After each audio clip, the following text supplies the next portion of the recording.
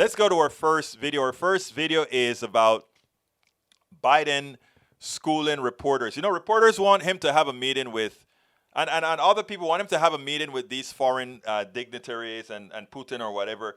And they act as if Biden can say, you do what I say, and if you don't do what I say, I'll throw a bomb on you or something like that. That's not how diplomacy works, because we don't have the wherewithal to do it. And secondly, Americans don't want to do it anyway. You know, we can talk about, oh, get tough with Putin. Exactly what does getting tough with Putin means? Check out Biden. Watch how he schooled the reporter here. Look, guys, I know we make foreign policy out to be this great, great skill that somehow is sort of like a secret code. All foreign policies is a logical extension of personal relationships. It's the way human nature functions. And understand, when you run a country that does not abide by international norms, and yet you need those international norms to be somehow managed so that you can participate in the benefits that flow from them, it hurts you. That's not a satisfying answer. Biden said he'd invade Russia. You know, it's not, you know. By the way, that was a joke. That's not true. But my generic point is, it is more complicated than that. I think it is so important for people to get that. You know, he made a joke. Oh, Biden said he's going to invade Russia. Because that is how silly it is when reporters get out there and start saying, did you get tough on Russia? Why don't you get tough on Putin? Putin did all these bad things. Why don't you get real tough on him?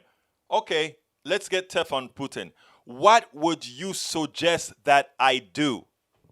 What would Americans want me to do? Would you want me to go ahead and launch a missile into Russia? Would you like me to provoke a possibility of World War II? What we're doing is sanctions. Does sanction work? Most of the times they do not, but it inflicts some sort of pain that does modulate behavior. We take you out of the G8 to make it back to the G7. Did that help? Not all that much. Putin is a insipid person looking for attention. Just like Donald Trump was an insipid person looking for attention. They are in the same boat together. We elected one and they elected another. Let's remember that. So what Biden did there was very important to point out, okay, good. You want me to get tough. You want me to come and say, oh, I'm going to blow up Russia. That's not what you're saying. We are doing the best we can. It's called diplomacy without war. And that is what most Americans ultimately want. We spend a lot of time deconstructing the news, trying to parse it into a form that everybody can understand. We try to find those little nitpicks where it flies above the fray, etc.